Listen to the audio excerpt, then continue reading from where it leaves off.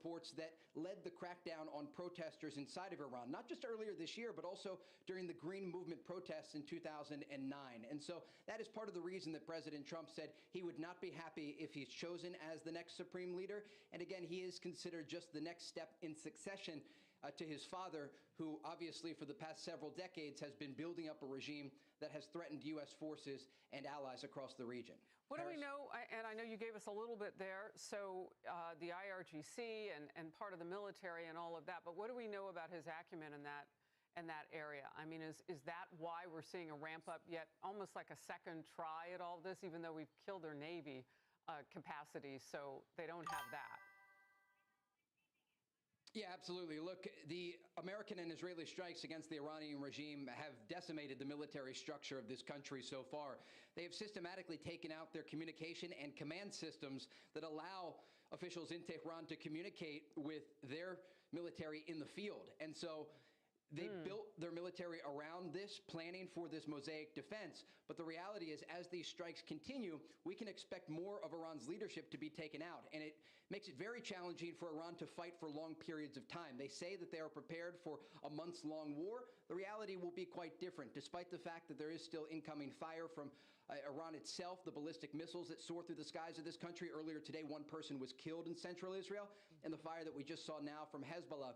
It is a military that will continue to be depleted in the days ahead. Yeah, I'm just curious about the son. I mean, is he in command and control of this right now? Does he even have that kind of experience? Because what you're saying is if they continue to take out particularly military leadership, who will be left to make these decisions and use all that warfare? Any quick thought on that?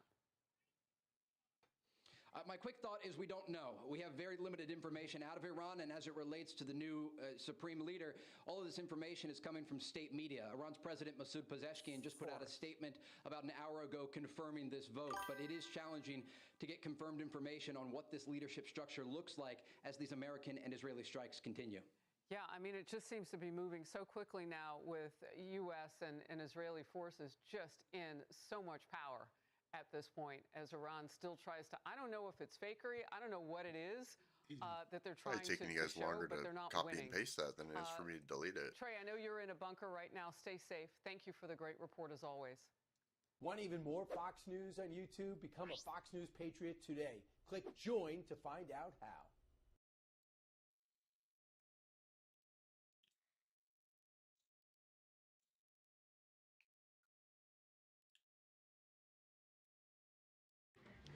Under the leadership of President Donald J. Trump, the rogue Iranian terrorist regime is being absolutely crushed.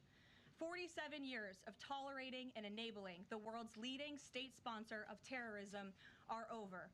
Iran's murderous terrorist leaders are paying for their crimes against America, and they are paying in blood. Since 1979, the terrorist Iranian regime has actively and intentionally facilitated the killings of Americans. They chant death to America and fund other radical terrorists who attack our country and are seeking to destroy Western civilization itself. These terrorists seized our embassy and took 66 Americans hostage in Tehran. They slaughtered 241 U.S. service members with a truck bombing in Beirut. They killed and maimed hundreds of American service members in Iraq. And this is just a small fraction of their blood-soaked record. Prior leaders have been too weak and ineffective to address this threat. Some, like Barack Hussein Obama, even sent pallets of cash that ultimately financed this terrorist crusade against the United States and our people, while signing stupid and naive deals that put Iran on the path of developing nuclear bombs. After years of endless appeasement and empty statements from politicians on both sides of the political aisle in this town, President Trump is finally the man of action. What up, President everybody? Trump is holding these monsters accountable and permanently extinguishing their nuclear ambitions.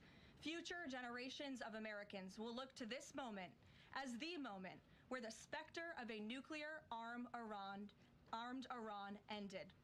At the beginning of Operation Epic Fury, launched last weekend, President Trump laid out clear objectives to the American people on what the U.S. military seeks to accomplish through these major combat operations. Number one, destroy the regime's deadly ballistic missiles, and completely raze their missile industry to the ground. Number 2, annihilate the Iranian regime's navy.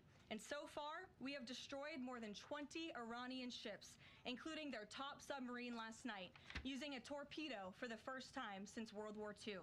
There is not a single Iranian ship underway in the Arabian Gulf, Strait of Hormuz, or the Gulf of Oman. Number 3, Operation Epic Fury will ensure the regime's terrorist proxies in the region can no longer destabilize the region or the free world and attack our armed forces. And thus far, Iran's proxies are hardly putting up a fight.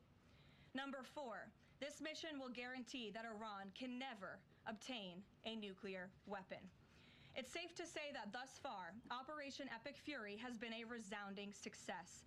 American forces have struck more than 2,000 targets, destroying hundreds and hundreds of ballistic missiles, launchers, and drones.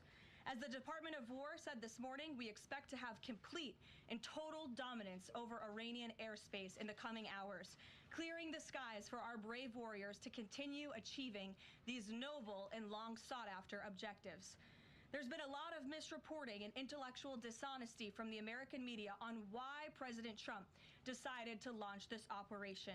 So let me remind you, Operation Midnight Hammer, which took place last June, obliterated Iran's 3 major nuclear sites.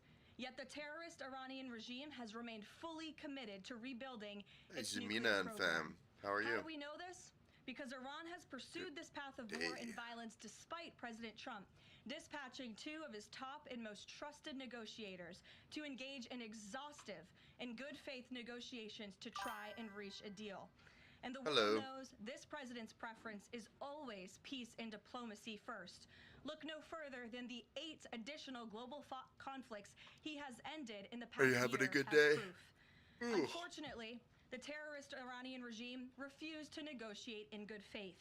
They chose this path of violence and destruction, and they are reaping the consequences of their horrible decision. The regime did what they always have done. They lied, they delayed, they tried to string the United States of America along.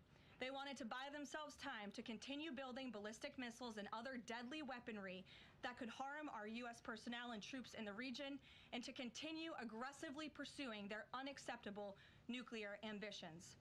U.S. negotiators offered to lift crippling sanctions on Iran and even provide nuclear fuel to Iran at no cost to support a civil nuclear power program.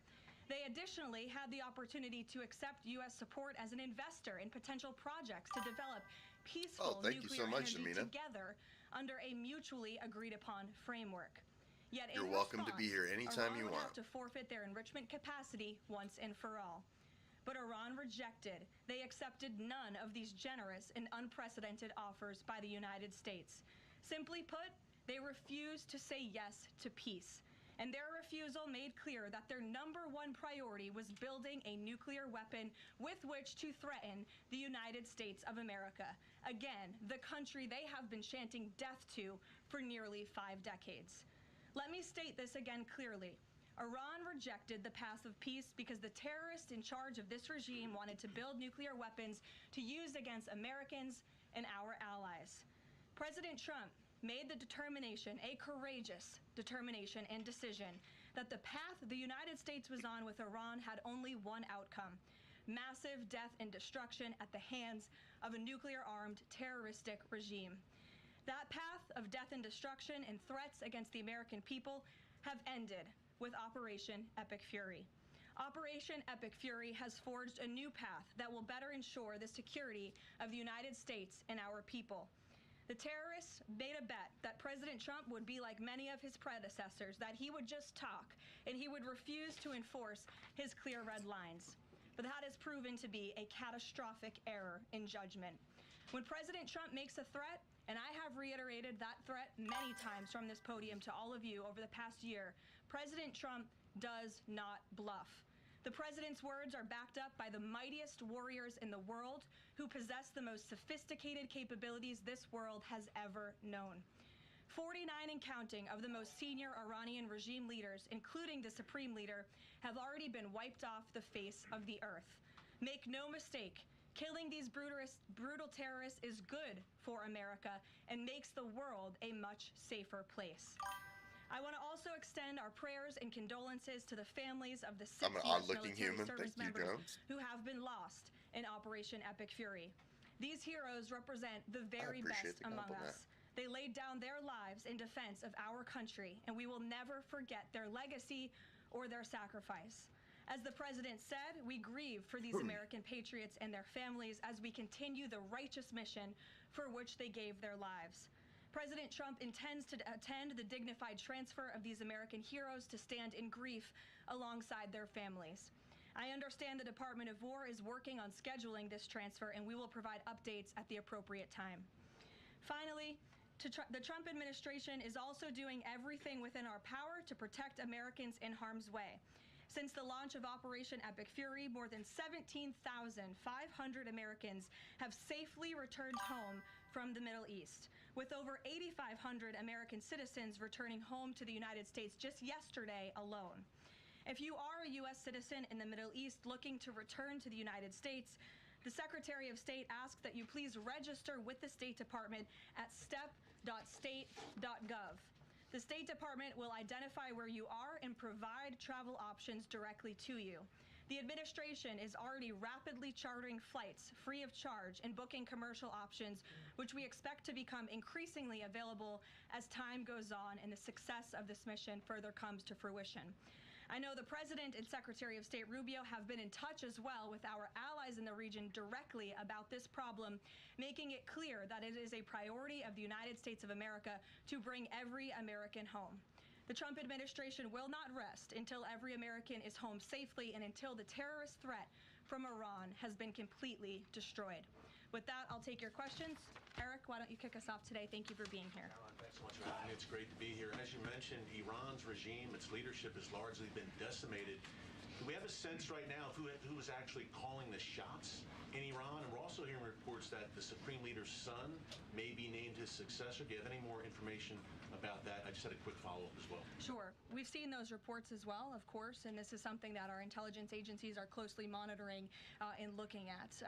The truth is, we'll have to wait and see. The president has said repeatedly that the objectives of Operation Epic Fury are the 4 military objectives that I laid out for you previously: to destroy Iran's navy, to destroy their ballistic missile capacity, to ensure their proxies in the region can no longer harm Americans, and to also ensure that they can never obtain a nuclear weapon. As for what comes next for Iran, the president has said, of course, it's a good thing for the United States to want freedom for the Iranian people, and ultimately we hope that freedom rests in their hands. Caroline, we see the Arab and Muslim nations coming under fire as well. President Trump's vision for the region has been to bring the Arab and Muslim nations to the table together, Abraham Accords, obviously, with Israel.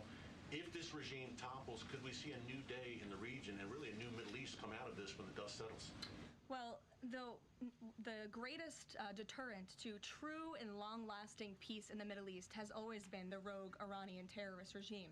And our Arab and Gulf partners in the nation admit that, as well as, of course, our close friend and ally Israel.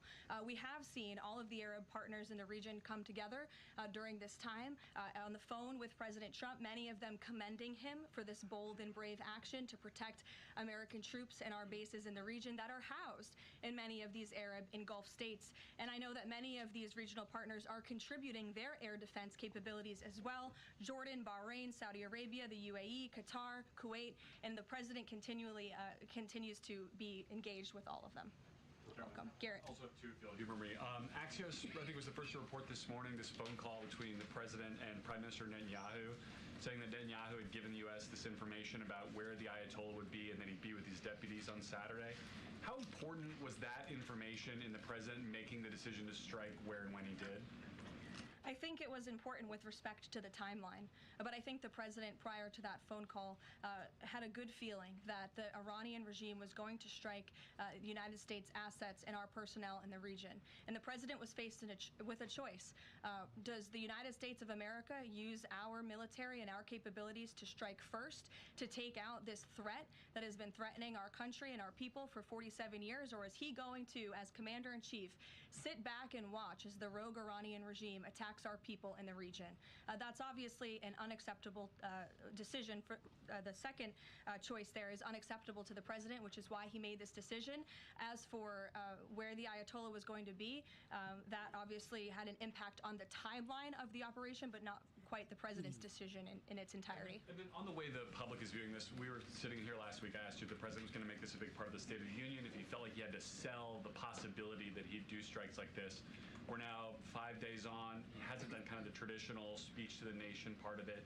Does the president believe the country supports the actions that he's taken so far in Iran? I think he does, and I think the president knows the country is smart enough to read past many of the fake news headlines produced by people in this room that this action was unjustifiable. Again, this is a rogue terrorist regime that has been threatening the United States, our allies, and our people for 47 years. And the American people are smart enough to know that. And they've also been smart enough to listen to the president himself, not just over the past year in this second term, but during his first term as president, and also for the past 40 years of his life. This is a president who has been remarkably consistent on this issue, that Iran can never obtain a nuclear weapon. And the president tried peace through diplomacy exhaustively and extensively. He and his team gave it their best go, and the president ultimately came to the determination that peace was not a pursuable path. The Iranian regime, they want death, they want destruction, they want to kill Americans, and that's unacceptable to this president. It's intolerable to him as commander-in-chief. Jackie. Thank you, Caroline. Obviously seen the update from the State Department on the 17,500 Americans that have already come back, including some 8,000 just yesterday. There are still 6,000 that are looking to get out, as I understand it. And just in the context of what you just told Garrett about the president's decision on a timeline, if he had decided to do this strike before receiving, the specific intelligence about the meeting on Saturday, should there have been more done in advance of the strikes to try to get those Americans in the region resources and information to get home before day 3 of the war? There was many signs put out by the State Department, and I wish that everyone in this room would report on them. The Secretary of State issued level 4 travel advisories dating back to January for many of these countries in the region. On January 14th, the U.S. mission to Saudi Arabia advised personnel and Americans to exercise increased caution and limit non-essential travel to any military installations. On February 11th, the U.S. Department of State Consular Affairs shared a list of countries with level 4 do not travel advisories. You can't be much more clear than that. Do not travel to these following countries.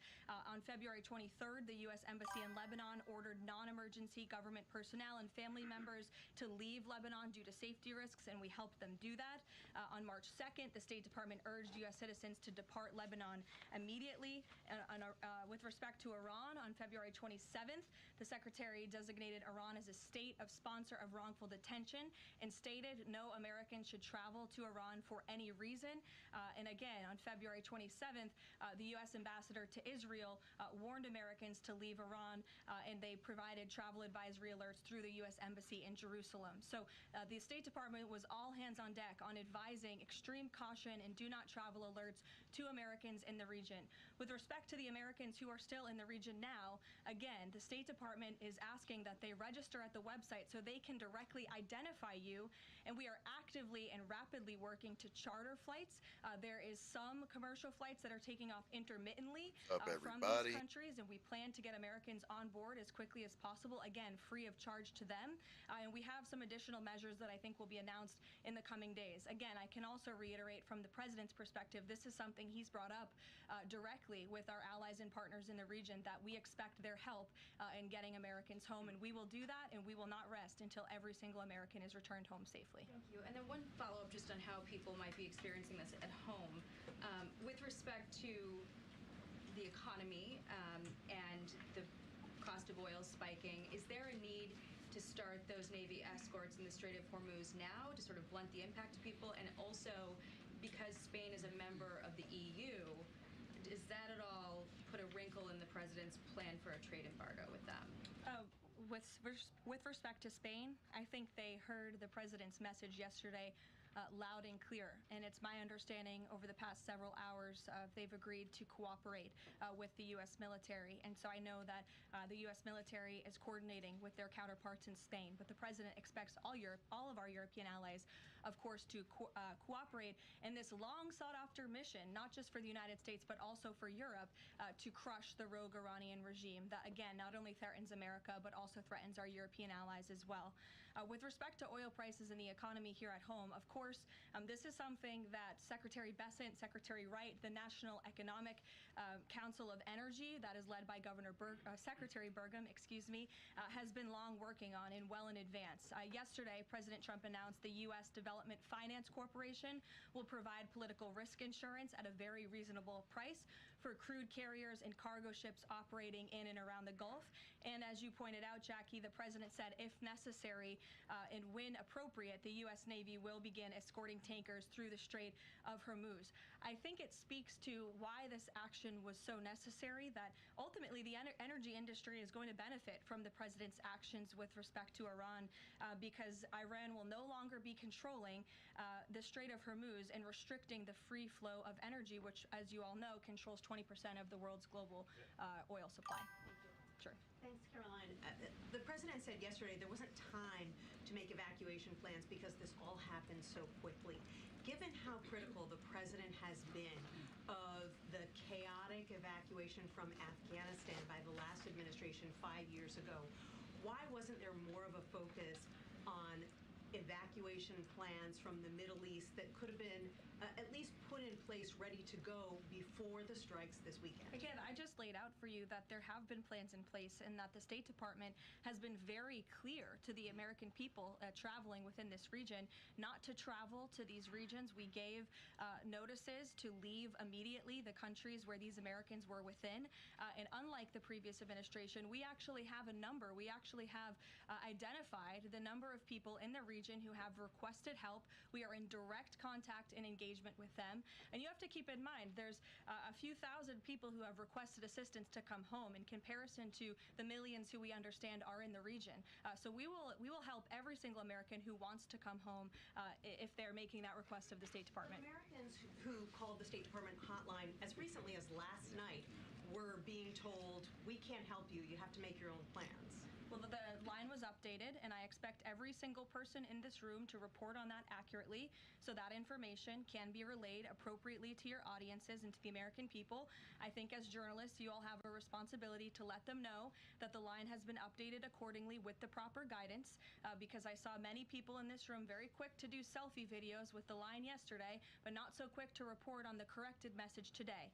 So that is something the administration quickly worked to address, and we have fixed that problem. However, we're also pointing to people to the website, again, to register so that we know exactly where you are. So when there are commercial flights moving into that area, when there are chartered flights moving into that area, we can get Americans on planes as quickly as possible. Do you have any details on how many charter flights have been able to get out of the region so far with Americans on board? I don't have an exact count for you, but I know that we're working on chartering many flights. As soon as we were doing it yesterday, we're doing it again today. And you should not expect us to detail exactly when these flights are taking off for obvious reasons. The Iranians have shown that they are not going to hesitate to target civilians in the region, which is completely intolerable. But for safety and security reasons, we're not going to be broadcasting when flights full of Americans are going to be taking off, obviously. Danny. At the top there, you said that the Iranian regime is being absolutely crushed. Can you explicitly say then whether or not regime change is a goal of President Trump's operation? The goals of this operation have been made very clear, Danny, and the president has said them in his speech when he launched this operation and released that video in the middle of the night to all of you and to the world. The stated military objectives of Operation Epic Fury are as follows: eliminate Iran's ballistic missile threat, destroy their naval capability, disrupt missile and drone production infrastructure, sever their pathway and end their pathway to nuclear weapons. And I can report, as you all saw from the Pentagon today, that thus far this operation has been remarkably successful. Again, we're moving towards complete and total control of Iranian airspace. We have continuous 24/7 strike operations ongoing. We've had more than 2,000 targets that have been struck, nearly 2,000 munitions have been employed. The first 24 hours of this campaign were described nearly as twice the scale of the 2003 shock and awe campaign. And we've seen that the enemy, the Iranian rogue regime, their retaliatory strikes against the United States and the threat reduction has reduced significantly. If you look at the Iranian ballistic missile launches, they're down 86% from day one levels. So while the United States military continues to increase its complete dominance over this rogue regime, they are weakening day by day. Regime change is not a phrase that you would want to use. Again, Operation Epic Fury, I just detailed the goals and objectives of this very quickly. But obviously, as the president has said numerous times, do we want to see Iran being led by a rogue terrorist regime? No, of course not. So any day the United States of America is taking out a terrorist is a good day for our country and a good day for our people. So, given that point that you just make about the United States wouldn't mind seeing the government overthrown, certainly President Trump has talked about wanting to see Iranians overthrow the government. Has the president considered at all kind of how he views a U.S. role, if any, in Iran post-conflict? I think it's something the president is actively considering and discussing with his advisors and his national security team. But again, right now, the focus, minute by minute, hour by hour, day by day, is on ensuring the quick and effective success of Operation Epic Fury. Sure. Go ahead. I want to ask you about the U.S. munitions stockpile. I don't even know who's speaking because I wasn't looking at you. But you can ask a question and then I'll go to you. Caroline, I want to ask you about the U.S. munitions stockpile. President Trump posted on Truth Social on Monday that the U.S. still has a good supply of weapons, but that we're not where we need to be. What does he mean by that? And does President Trump then want to ask on Congress to pass a supplemental to increase funding for missile interceptor systems like the ones being used to defend U.S. bases in the Middle East from Iranian missiles? I don't have any updates for you on congressional asks from the president. As you know, under this president, we have significantly increased our defense budget, which is a good thing for the United States, for our national security, and for protecting our homeland. With respect to munitions, ammunition, weapon stockpiles, the United States of America has more than enough capability to not only successfully execute Operation Epic Fury, but to go much further. And we have weapon stockpiles in places that many people in this world don't even know about. However, the president in that post was pointing out that, unfortunately, we had a very stupid and incompetent leader in this White House for 4 years who gave away many of our best weapons for nothing, for free, to another country very far away by the name of Ukraine. So the president was pointing out how that was an unwise decision, but nevertheless, don't doubt the strength and the might of the American military. And I will also add, President Trump has rightfully been calling on defense contractors in this country to rapidly and aggressively produce American-made weapons because they are the best in the world, and the president always likes to get things done as quickly as possible, and so he's been quite vocal in his efforts to try to speed up our defense industry to protect our homeland. Caroline, can we do some... Go ahead.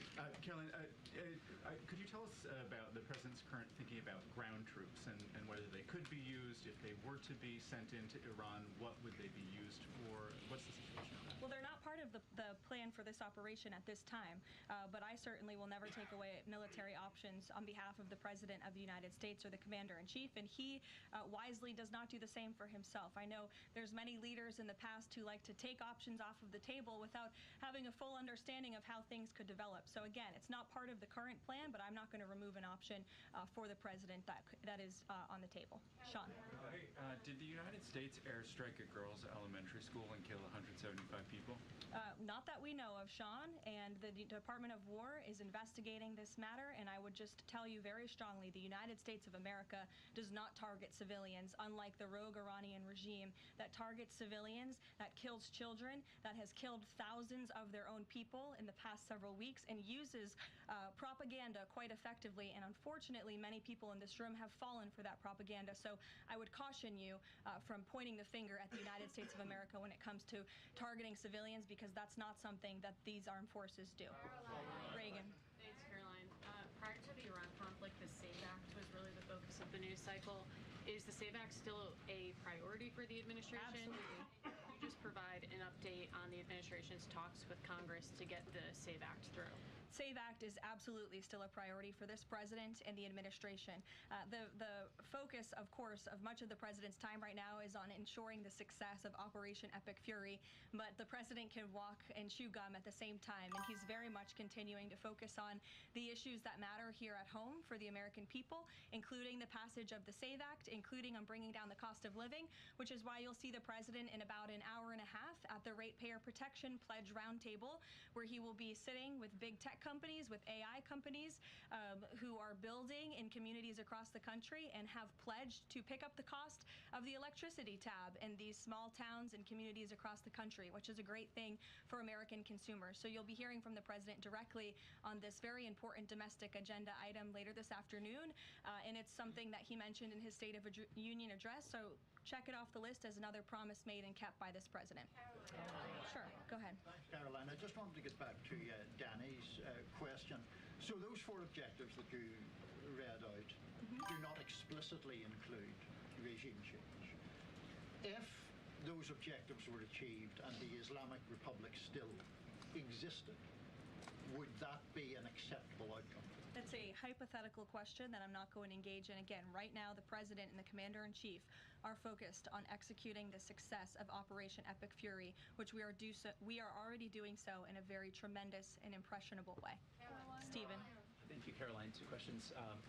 The Trump administration reportedly is considering arming Kurdish forces in the hopes of inspiring a popular uprising in Iran. Could you comment on that report? I can comment on the fact that the president has held many calls with partners, allies, and leaders in the region, in the Middle East. He did speak to Kurdish leaders with respect to our base that we have in northern Iraq. But as for any report suggesting that the president has agreed to any such plan is completely false and should not be written. President Trump was saying yesterday that he is okay with someone from within taking over in Iran. He spoke about how Venezuela he saw as a successful model where Delcy Rodriguez took over and had a better relationship. Iran's President Pezeshkian, he took office in 2024 as a relative reformer. He's part of a 3-man council now replacing the Supreme Leader. Does President Trump see him as a potential successor who is more pliable? Again, that's another hypothetical, and I haven't spoken to the president about this specific individual, so I don't want to get ahead of him on any assessments that should be made. Thank you. Yesterday, the president acknowledged that oil prices will be a bit high. As for gas prices here in the U.S., what is the admin doing right now to counter that? I mean, should they skyrocket? Is there a plan to help, Americans right now with those higher gas prices? And then a second question. On the rash that was on the president's neck, the White House physician said it was a preventative skin cream that he was using, but why is the president using this cream? What are they trying to prevent with this cream? To your second question, I don't have anything additional to add to the physician statement that we provided to all of you on those questions, but I know the statement said that the redness on the neck will dissipate within the next couple of weeks. To your first question about oil prices, thank God we have a president who has exuded American energy dominance over the past year, an administration that is wholeheartedly focused on keeping prices stable as best as we can. Of course, this operation is temporary to protect the homeland, but crude oil prices did fall yesterday. They remain stable today after the president announced steps to ensure the stability in global energy markets. Again, those include the DEC offering reasonably priced political risk insurance and the potential for the U.S. Navy to provide protection for the flow of energy through the Strait of Hormuz. It is the president's belief and his economic team's belief that the economy continues to be very strong. It's robust and will be able to weather any of the temporary impacts of Operation Epic Fury. John. Thanks a lot, Caroline. Just to follow up to that, the timeline for making the Strait of Hormuz safe for oil tankers to transport their oil through the strait, what is that timeline, and what can the president do to speed up that timeline? I don't want to commit to a timeline, but certainly it's something that is being calculated actively by both the Department of War and the Department of Energy. They're working very closely.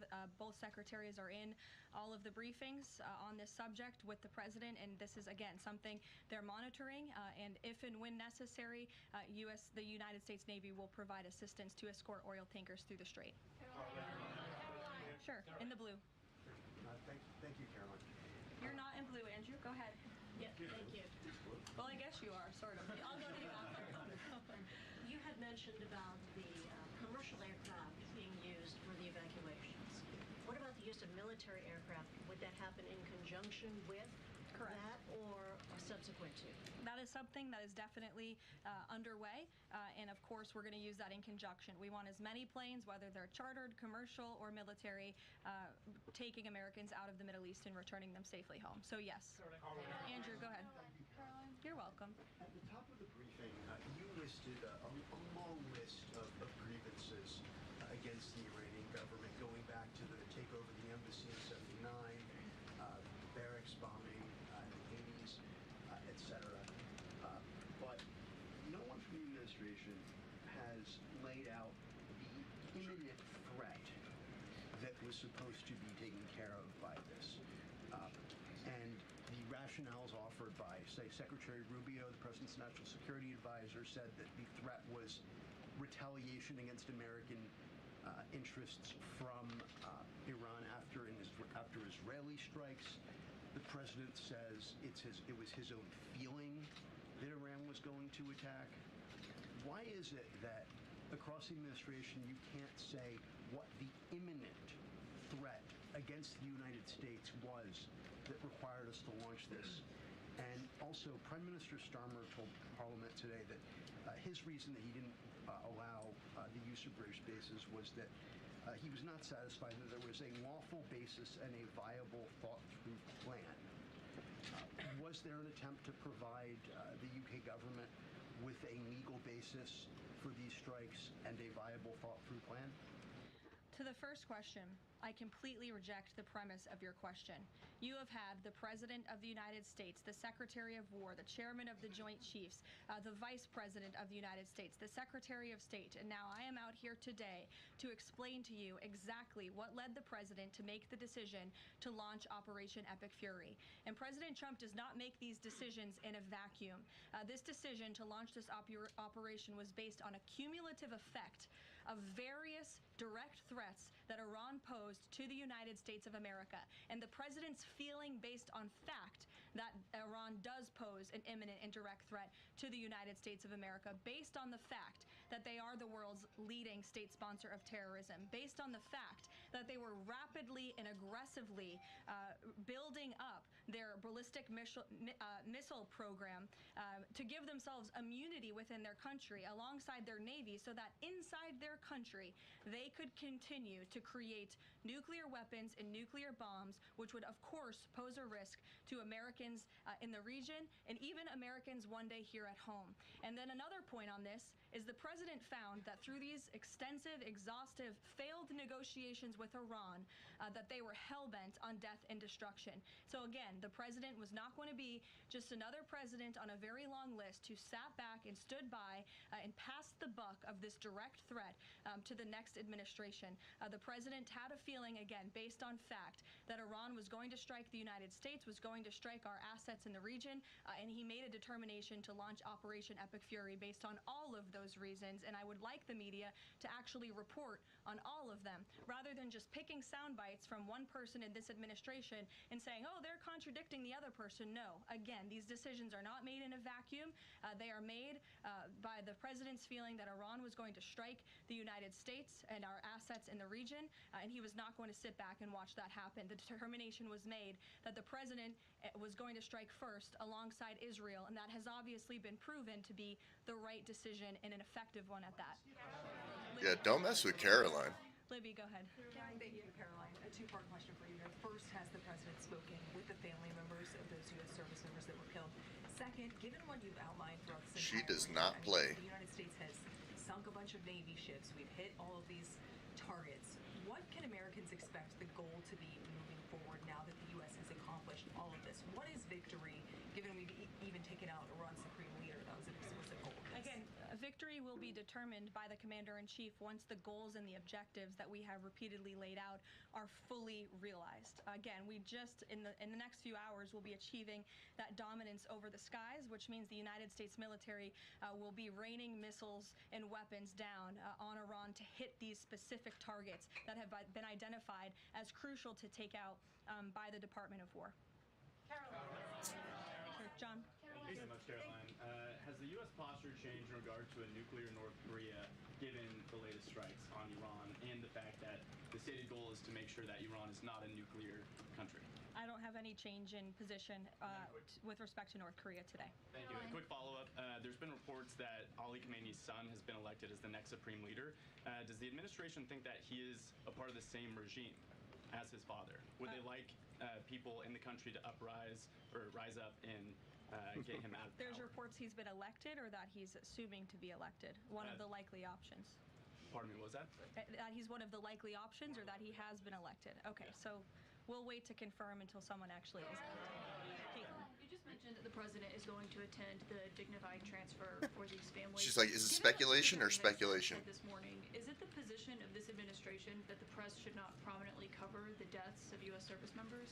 No, it's the position of this administration that the press in this room and the press across the country should accurately report on the success of Operation Epic Fury and the damage it is doing to the rogue Iranian regime that has threatened the lives of every single American in this room. If the Iranian regime had their choice, they would kill every single person in this room. And so we can all be very grateful that we have an administration and that we have men and women in our armed forces who are willing to sacrifice their own lives for the rest of us in this room and for every American across the country and for every troop that is based in the Middle East. That's what these... Secretary Hegseth was complaining that it was front page news about these 6 service members who were killed. That's not what the secretary said, Caitlin, and that's not what the secretary meant, and you know it. You know you are being disingenuous. There is not...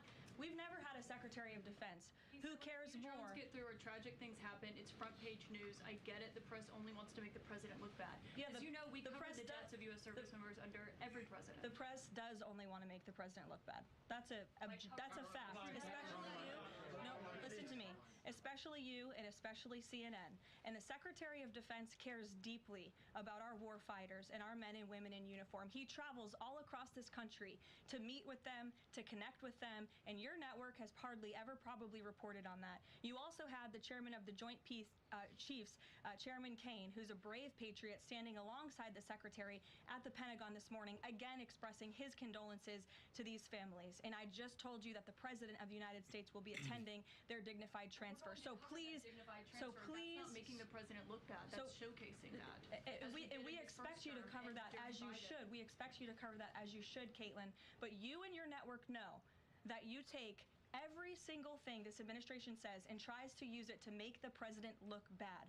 That is an objectable fact. I don't think covering troop deaths is trying to make the If you're president look bad. if you're trying to argue right now that CNN's overwhelming coverage is not negative of President Donald Trump, I think the American people would tend to agree, and your ratings would tend to disagree with that as well.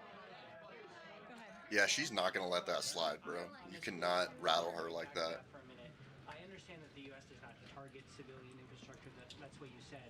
Can you say that there is any evidence right now that it was not? Sorry, Caroline, I'm not trying to cover your face. You mentioned Israel and that. Is there any assessment about Israel's potential likely role in that, if at all? Again, the Department of War is currently investigating this matter, but again, I will reaffirm that the Department of War and the United States Armed Forces do not target civilians, as does the Iranian regime, who kill and execute their own people. Christian. Two separate issues, Caroline. First, what can you tell us about the military operation in Ecuador? And then secondly, is the president considering invoking the Defense Production Act to boost munition stockpiles while we are in this conflict? It's not something I've heard the president consider, but as you know, the president has been in pretty direct correspondence and public correspondence with defense contractors, asking them to aggressively speed up their manufacturing of American-made weapons, which again are the best in the world. With respect to Ecuador, I would point you back to the statement released by the U.S. Southern Command. On March 3rd, Ecuadorian and U.S. military forces launched operations against designated terrorist organizations. These operations are a powerful example of the commitment of partners in Latin America and the Caribbean to combat the scourge of narco-terrorism. And together, we are taking decisive action to confront narco-terrorists who have long inflicted terror, violence, and corruption on citizens throughout the hemisphere. And with on that, I would also add that this weekend, I'm pleased to announce the president will welcome the heads of state from 12 nations across our Western Hemisphere in Miami, Florida on Saturday. The point of this newfound Latin America Summit is to promote free freedom, security, and prosperity in our region.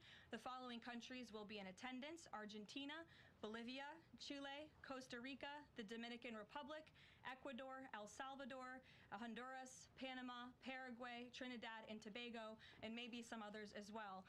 And the president will be speaking with the leaders of this country who have really formed a historic coalition to work together to address criminal narco-terrorist gangs and cartels and counter illegal and mass migration into not only the United States but the Western Hemisphere, which remains a key and top priority of this president. Thank you very much, everyone, and you'll see the president yourselves in an hour. Wow.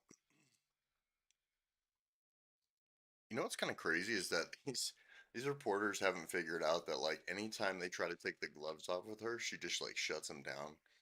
She's like, actually, if you want to talk about it, let's talk about it. Like I said earlier, regardless of political stance, she's just impressive overall, what she's capable of doing. All right, so that segment has ended for that live. They'll probably go live in an hour. I got to run some errands, but I'm super grateful for everybody stopping by. Hit that like, subscribe, and I'll catch you guys in a little bit today. Peace.